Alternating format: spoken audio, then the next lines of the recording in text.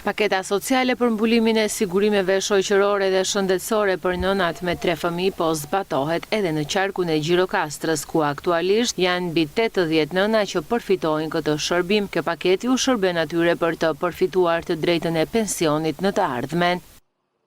Gratë kryefamiljare, të cilat kanë 3 fëmijë, ku fëmia më i madh nuk i ka mbushur 18 vjeç dhe fëmia më i vogël nuk i ka mbushur 5 vjet, këto gra mund të aplikojnë nëpërmjet faqes së tyre e-Albania personale për të përfituar sigurime shoqërore. Do të thotë që këto gra përfitojnë sigurime shoqërore, do të thonë që ju njihen atyre si vite punë, duke rritur fëmijët e tyre në shtëpi.